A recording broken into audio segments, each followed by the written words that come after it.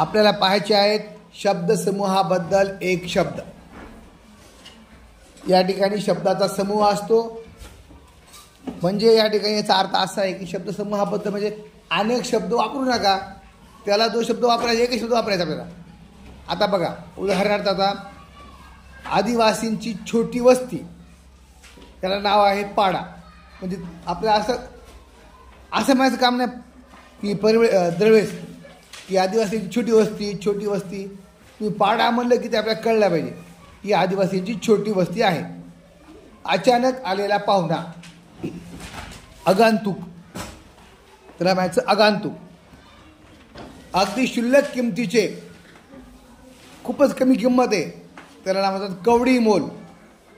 कधी कधी शेतकऱ्याला बाजारात नेलेला माल बाजार संपताना कवडी मोल भावाने विकावा लागतो, कारण त्यांना ते परत वापस आणण्यासाठी अवघड जाते. म्हणून त्यांना कधी कधी कवडी मोलांसुद्धा विकावं लागते. अनेक बाबींवर एकाच वेळी लक्ष ठेवणारा अष्टावधानी, आपल्या विचारांचे प्रतिबिंब दुसऱ्या गोष्टीत पाहणे, त्याला म्हणतात आत्मप्रक्षेपण. अरण्याचा राजा, वनराज. अपेक्षा नसताना घडलेली गोष्ट, अनपेक्षित. अस्वलाचा खेळ करणारा दरवेशी. अतिशय उंच, अत्युच्च. एव्हरेस्ट हे सगळ्यात अत्युच्च शिखर आहे. म्हणजे अतिशय उंच असं माझी गरज नाही, तर अत्युच्च म्हणले म्हणजे उंचच आहे. अंग राखून काम करणारा अंगचोर.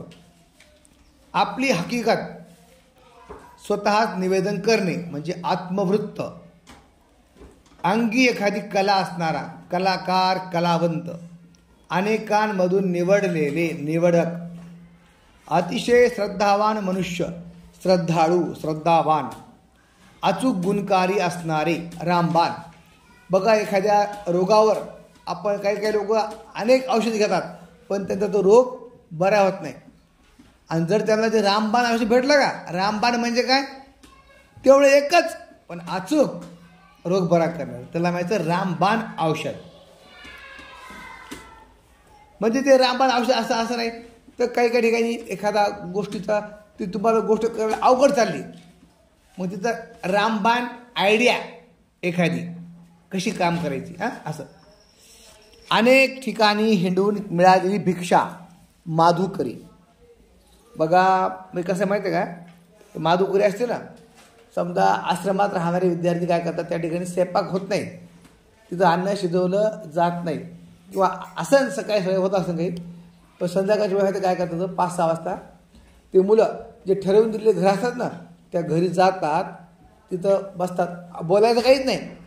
जे आपण डबा वगैरे समोर देऊन टाकायचा, त्याच्यामध्ये ठरल्याप्रमाणे ते एक पोळी थोडी भाजीशी देतात, तर म्हणतात माधुकरी.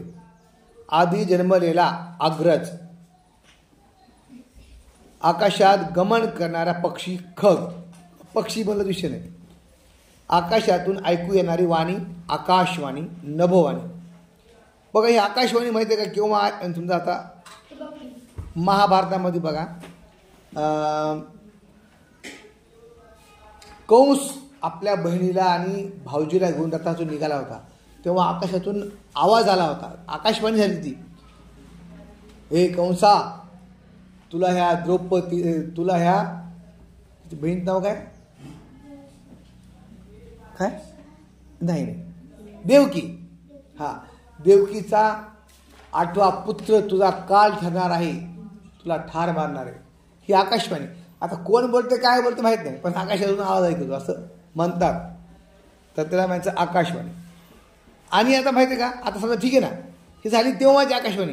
आता बघा तसं रेडिओ आपला आहे ना, रेडिओ आपल्या घरी असतो, तिकून लहरी येतात आणि आपला रेडिओ इथं बोलतो, बरोबर. म्हणून त्या रेडिओला म्हणतात आकाशवाणी म्हणतात. टी व्हीला म्हणायचं दूरचित्रवाणी, कारण दूरचं चित्र आणि आवाज पाहिजे तुम्हाला. वाणी म्हणजे आवाज, हे लक्षात घ्या. आपल्या लहरीप्रमाणे वागणारा स्वच्छंदी. आग विझवणारे यंत्र, अग्निशामक यंत्र. आयात निर्यातीवरचा कर, जकात. आयुष्याचा प्रवास, वाटचाल. बघा, एखाद्या मुलाखतीमध्ये त्या कलाकाराला प्रश्न विचारला जातो की तुमच्या आता यानंतर पुढचा आयुष्याचा प्रवास कसा असणार आहे, म्हणजे पुढची वाटचाल कशी असणार आहे.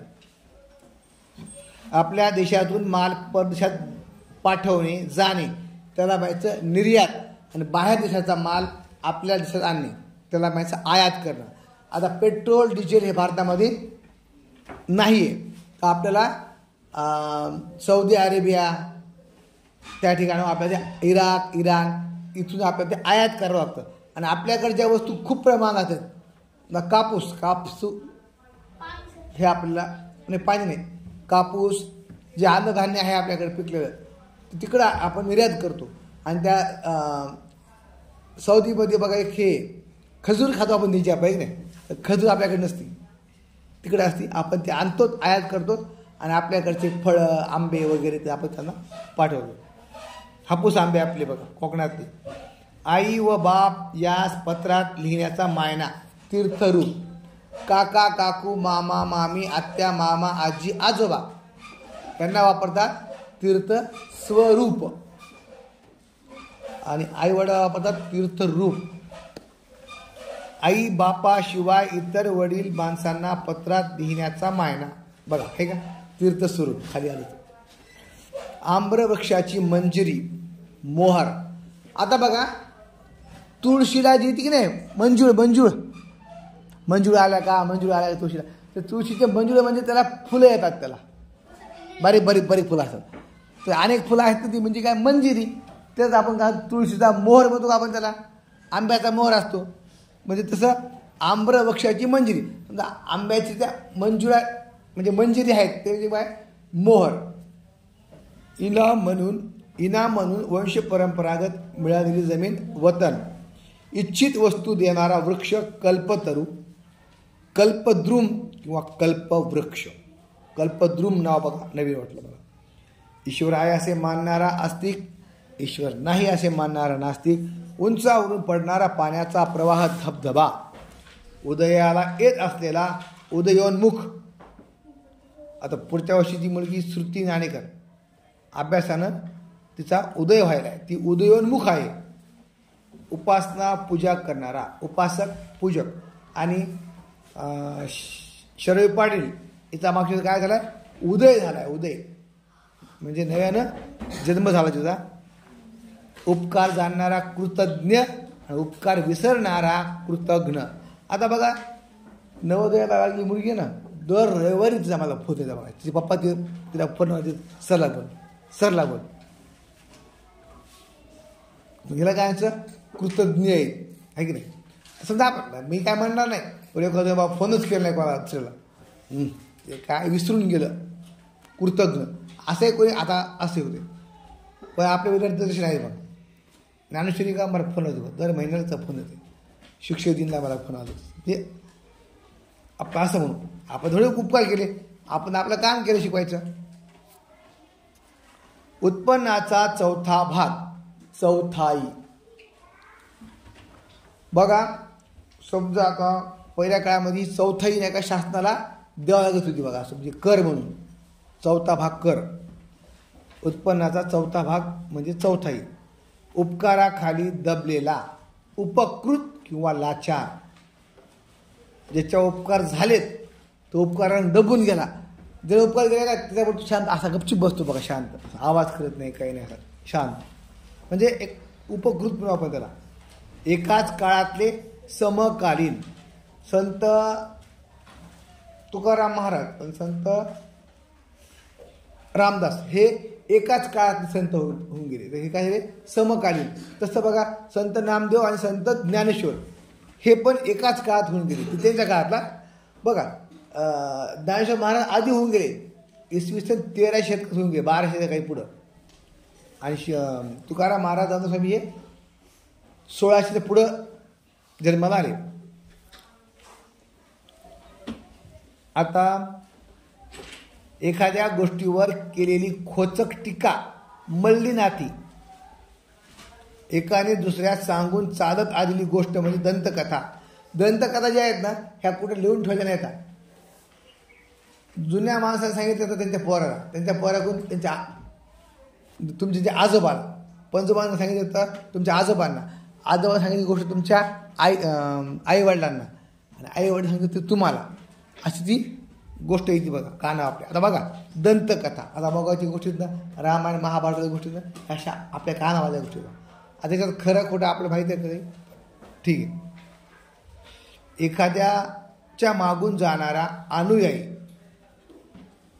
पण त्याचे काही पुरावे आहेत त्यामध्ये बघा ना, गावात आहेत ना, ते अयोध्या गाव आहे, मथुरा गाव आहे, म्हणजे गोष्टी एकमेकांवर अवलंबून असणारे परस्परावलंबी किंवा दुसऱ्यावर अवलंबून असलेला परावलंबी म्हणून आपण, आहे की नाही. पण एकमेकावर अवलंबून असणारे परस्परावलंबी. आता बघा म्हशीच्या अंगावर बघा काही बगळे बसते बघा, बघितली मी.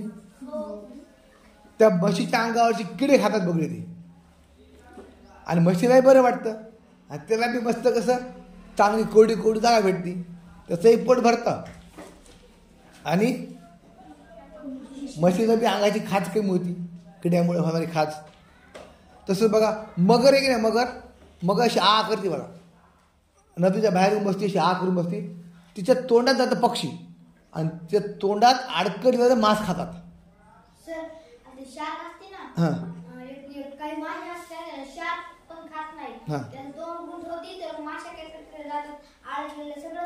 हां एरी ती माशा खाईल, पण आ करून बसल्यावर ती खात नाही. तसं मग ती एरी मगरी मोठे मोठे प्राणी मारती मगर, पण नेमकं बघा तोंडात आलेला पक्षी आहे का तिला गपकन दाबून खाता येते, पण ती तितका विश्वासघात करीत नाही त्यापेक्षा, कारण दोघं एकमेकावर अवलंबून आहेत.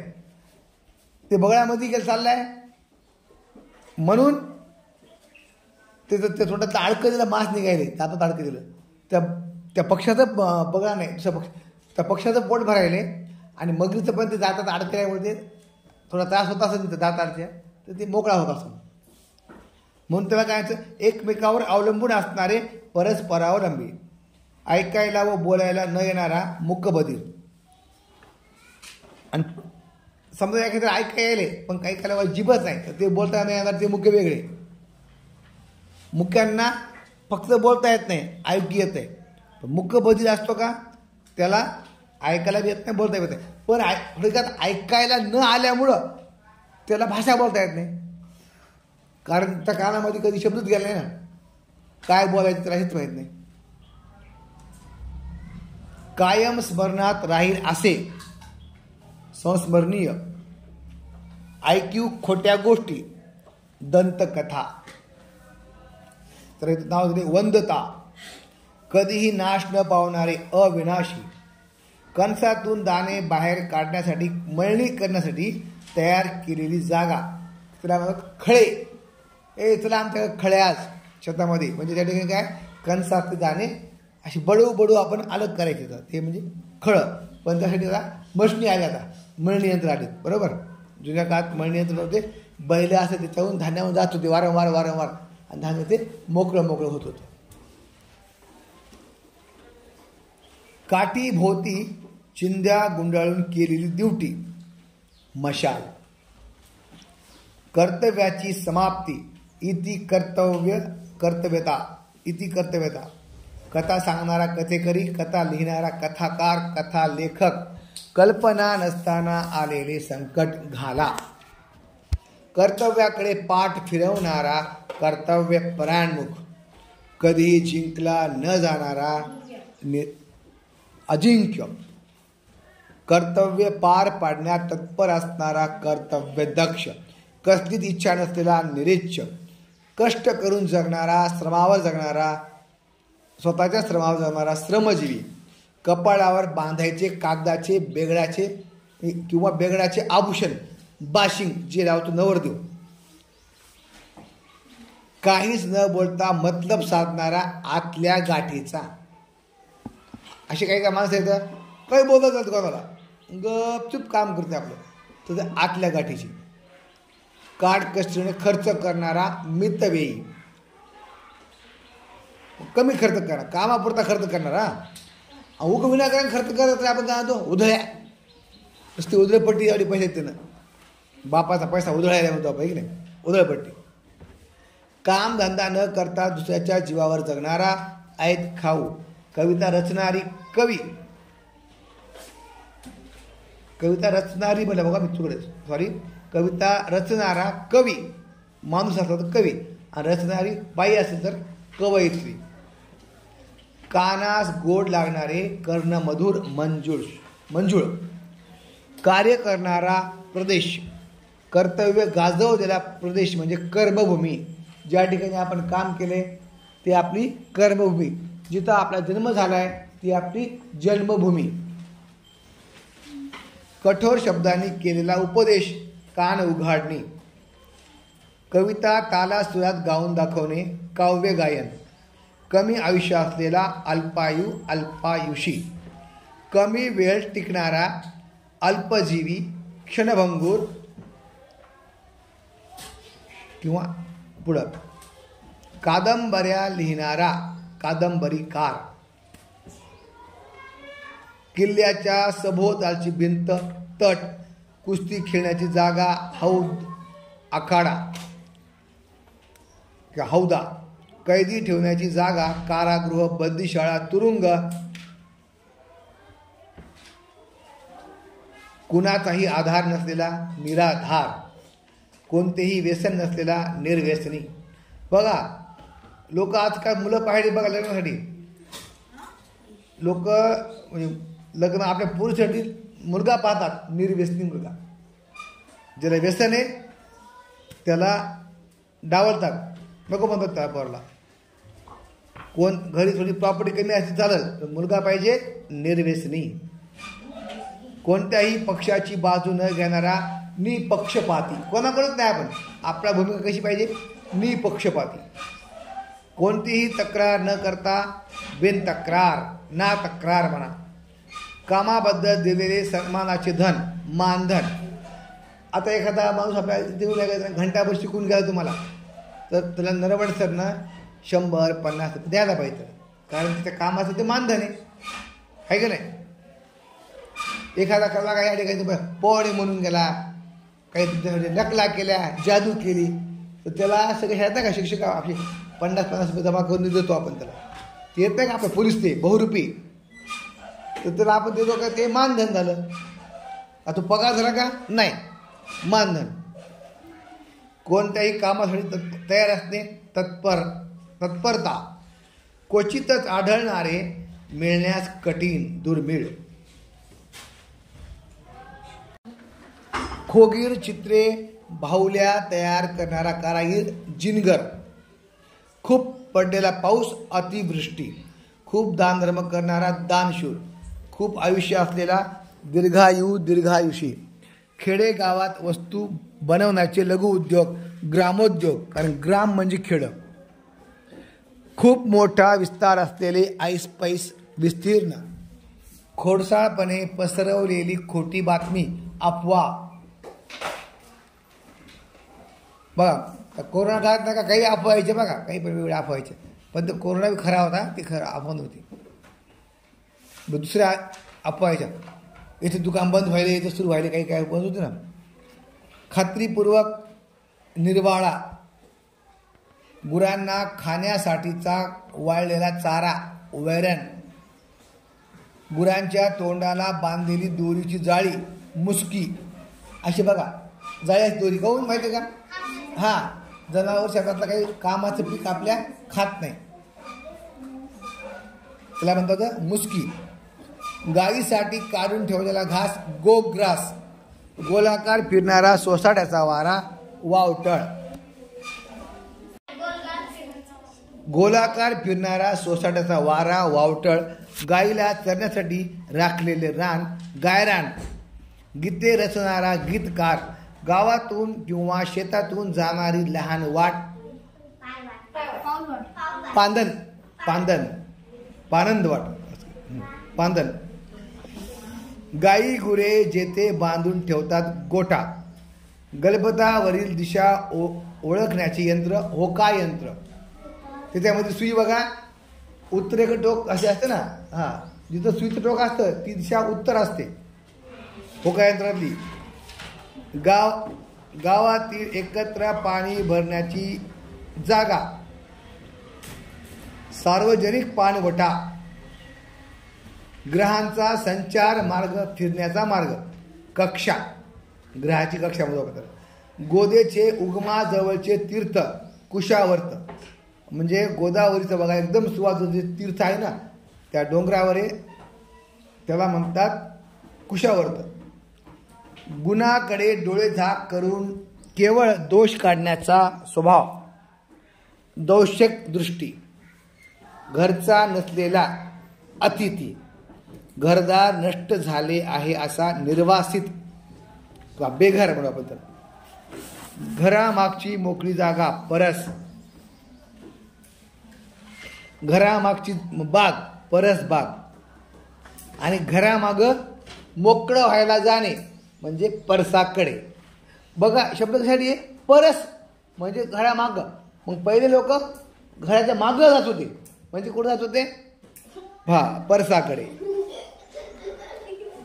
घोडे बांधायची जागा पागा तबेला, घोड्याच्या तोंडात घालण्याची शृंखला, घोडा ताब्यात ठेवण्याची दोरी म्हणजे किंवा असं म्हणतो ना लगाम.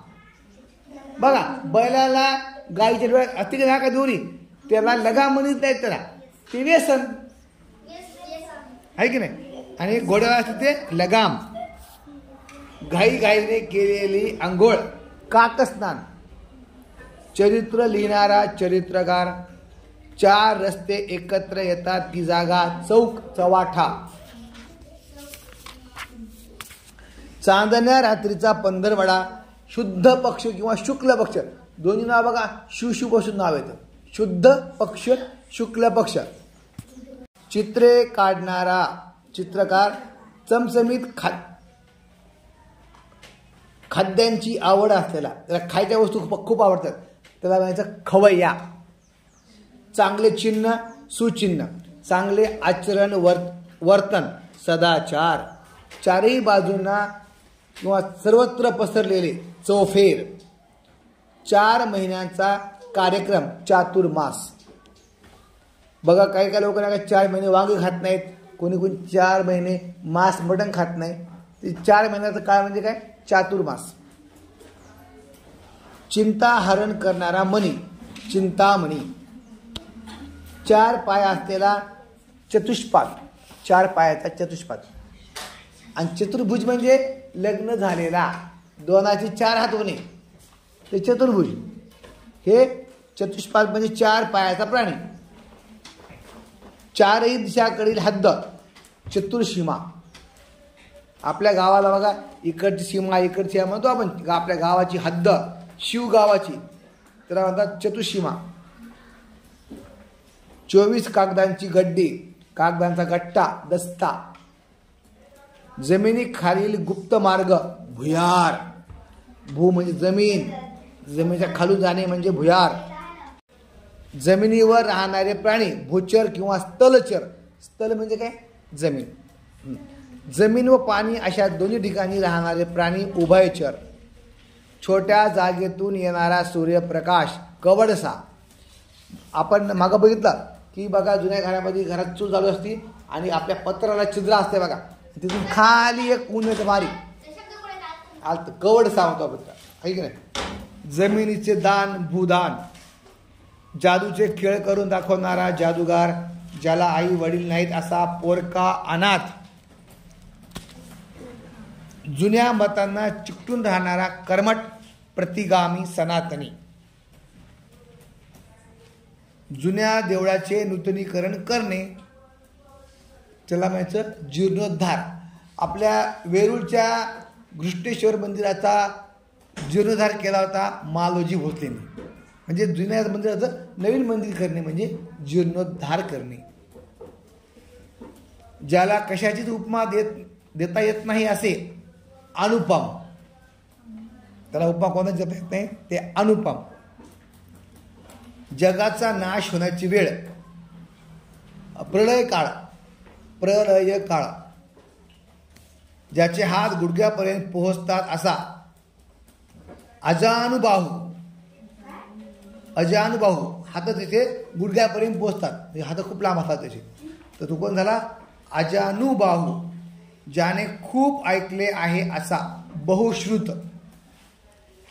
ज्याच्या हातात चक्र आहे असा चक्रपाणी चक्रधर, ज्याला मरण नाही असा अमर, ज्याला कोणीही शत्रू नाही असा अजात शत्रू, ज्याची किंमत होऊ शकत नाही असे अनमोल, ज्याला व्यसन नाही असा निर्व्यसनी, जाता जाता घेतलेली कमी वेळाची भेट धूळ भेट. खूप कमी वेळाची भेट म्हणजे धूळ भेट. जिला भागावयाची ती संख्या भाज्य, जी भागते ते भाजक, किंवा जिने भागतो ती संख्या भाजक, ज्याला मरण नाही असा अजरामर किंवा अमर म्हणतो आपण, आहे की नाही. ज्याचे नुसते नाव उरले आहे असा नामशेष. आपण म्हणलं भारतात चित्त आता कसा उरलाय, नामशेष. तुम्हाला ज्याचं फक्त नाम आहे ते चित्ता, पण भारताबाहेर चित्ते आहे बघा. तर भारतात पण चित्ते होते, पण आता फक्त त्याचं नाव उरलंय म्हणजे नामशेष.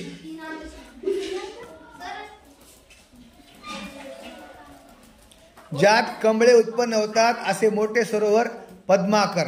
डायनोसर मात्र कम्प्लीट आता नामशेष, फक्त असं राहायचं. इथं बघा हैदराबादमध्ये बघा त्या संग्रहालयामध्ये एक डायनोसरचं मोठा सांगाडा आहे, हाडाचा, खऱ्या हाडाचा सांगाडा आहे बघा. पण तिथे आता मांस नाही, फक्त हाडाची अशी आकृती दिसते आपल्याला, प्रतिकृती. हा हैदराबादला संग्रहालयामध्ये आहे. ज्याला लाज नाही असा निर्लज्ज, जीवाला जीव देणारा जिवलक, जोडे शिवणारा मोची म्हणजे चपला शिवणारा मोची, जंगलातील जीवन समजून घेणे म्हणजे आरण्य वाचन, आणि जंगलाची भाषा म्हणजे आरण्य लिपी आपण बघितली. आता पुस्तकात धडा पण आहे. ज्याने सर्व इंद्रिय जिंकली आहेत असा जितेंद्रिय. आता हे माहिती आहे का, जास्त करून सांगतो तुम्हाला, जैन धर्माचे लोक आहेत ना, त्यांचा सगळ्या इंद्रियावर नाही का विजय होतो. ते त्यांना हे खावं असं कोणतं पदार्थ खावं वाटतं त्यांना, सगळ्या याच्यावर त्यांचा विजय होतो. टी व्ही पाहत नाहीत, गाणे ऐकत नाहीत, काहीच नाही. आणि आता माझ्या असा हात करतात, हातावर जेवढी भागा बसती तेवढीच खाणार, एकदाच खाणार, पुन्हा नाहीच, संपला विषय. त्यांना म्हणायचं ते आहेत बघा, ज्याने सर्व इंद्रिय जिंकली आहेत असे जितेंद्रिय, जाणून घेण्याची इच्छा करणारा जिज्ञासू, जंगलात फिरणारे वनचर, ज्याचा तळ लागत नाही असा अथांग, ज्याच्या नाभीत कस्तुरी उत्पन्न होते ती हरणी कस्तुरी मृग. त्या हरण असते पण त्या नाभीमध्ये ते कस्तुरीचा वास येतो बघा, आणि त्याला कळत नाही बघा आयुष्यभर ते वास कुठून यायला. ती कुठे असते, ती त्याच्या बेबीमध्ये असते बघा, त्याच्या नाभीतच असते. तर त्याला म्हणायचं कस्तुरी मृग. ज्यातून आरपार दिसते असे पारदर्शक म्हणजे काच, आहे की नाही. ते कसं असं पारदर्शक, आपल्या आरपार पाहता येते. जनावरांना फुकट पोचण्याचे ठिकाण पांजरपोळ किंवा महाग नाही का, ते काय तेव्हा छान नाही का बघा. दुष्काळ पडला होता ना, गवत वगैरे असतं, कडबान होतं ना, त्यावेळेस जनावरांना फुकट तिथं आपण त्या लोकांनी केलं. त्यानंतर छावणी, जनावरांची छावणी व्हावी, चारा छावणी, त्या ठिकाणी जनावरांना चारा मोफत मिळतो. ही शब्द बघा जुना आहे. जनावरांना फुकट पोचण्याचे ठिकाण पांजरपोळ. ज्याच्या नाकातून ओझरता उच्चार निघतो तो वर्ण अनुनासिक. अनुनासिक बघा, काही काही शब्द आपल्या भाषेत आहेत बघा, अक्षर, त्याचा उच्चार बघा. ते वाङ्मयातलं ते आहे का, ते वाङ्मयातलं ते नाकातून बाहेर पडतात थोडा उच्चार किंचित. हां, तर त्याला म्हणायचं अनुनासिक. ज्यातून पलीकडे दिसत नाही असे अपारदर्शक. लाकूड, भिंत, लोखंड या वस्तूचा अपारदर्शक. जन्मापासून जन्म, जेथे आकाश जमिनीला टेकलेले दिसते ते क्षितिज. पण आकाश कुठे टेकलेलं असतं का, नाही, हे फक्त आपला आभास असतो, ते आता दिसतं आपल्याला तसं. जमिनी खालची पाण्याची पातळी, भूजल पातळी. जमीन म्हणजे भू, पाणी म्हणजे जल, भूजल पातळी. अगं ह्या वर्षी नाही का आपल्या पाऊस खूप कमी पडलेला आहे, त्याच्यामुळं विहिरी बघा, विहिरीत पाणी खूप खोल गेलेलं आहे. म्हणजे ॲक्च्युअल पाण्याची लेवल नाही का खूप खाली गेलेली. त्याला म्हणायचं भूजल पातळी. जंगलातील प्राण्यांच्या पावलांच्या ठशातून निर्माण झालेली अक्षरे किंवा रांगोळी आरण्यलिपी. ज्वारीची कणसे कापल्यावर जमिनीत रुतून राहिलेला भाग. सांगा, ज्वारीची कणस कापल्यावर बाकीचा राहिलेला भाग झाडाचा जमिनीत त्याला काय म्हणायचं? धाट. जिचा पती जिवंत आहे अशी सद्वा, सुहासिनी, सौभाग्यवती. जिचा पती मरण पावला आहे विधवा. जिंकण्याची इच्छा असणारा जिगीषू. ज्याची पत्नी मरण पावली आहे असा पुरुष विधुर. झाडाच्या सालीपासून बनवलेली वस्त्रे वल्कले. झाडाच्या सालीपासून बनलेले वस्त्र कपडे. डोळ्यांनी पाहावयास समर्थ असलेला जाणता डोळस. बाबा ते कळतं बघा त्या पोराला, असं डोळस आहे. उगाच कोणावरही विश्वास ठेवणार नाही तो ते घर डोळस आहे. म्हणजे कोणावरही पटकन विश्वास ठेवत नाही. जे डोळ्याला दिसतं तेच खरं मानतात ते. म्हणजे काय? डोळ्यांनी पाहावयास समर्थ असलेले जाणते. डोंगर पोखरून आरपार केलेला रस्ता बोगदा. डोक्याला बांधलेले पागोटे मुंडासे. डोंगर कपारीमधली खोलगट जागा गुहा. ठराविक काळाच्या अंतराने प्रसिद्ध होणारे नियतकालिक. म्हणजे ठरून दिलेल्या वेळेमध्ये जो छापलात. ढगांनी भरलेले ढगाळलेले आभ्रच्छादित. 3 रस्ते एकत्र मिळतात ते ठिकाण तिठा. तुलना करता येत नाही असे अतुलनीय. तप करण्याची जागा तपोवन. तलवार चालवण्यात पडाईत शमशेर बहादर. तांब्याच्या पत्रावर लिहिलेले लेख ताम्रपट. हे इतिहासाचा बघा लिखित पुरावा आहे ते. हां, लिखित भौतिक साधनेमध्ये लिखित साधने ते. त्याच्यानंतर तिन्ही बाजूनी पाणी असलेला प्रदेश द्वीपकल्प. आपला भारत बघा, खालून बघा तिन्ही पाणी आहे की नाही. इकडं पाणी, इकडं पाणी, इकडं पाणी. तर त्या भागाला म्हणायचं द्वीपकल्प. तिथी, वार, नक्षत्र, योग, करण यांची पुस्तिका पंचांग. बघा काही ज्योतिषी पंचांग पाहून सांगतात तुमचं भविष्य वगैरे. ते पंचांग. तिन्ही बाजूनी जमीन व एका बाजूनी पाणी असलेला भाग आखात. थोडक्यात संतुष्ट असणारा अल्पसंतुष्ट. दगडावर किंवा दगडाच्या मूर्ती घडवणारा शिल्पकार.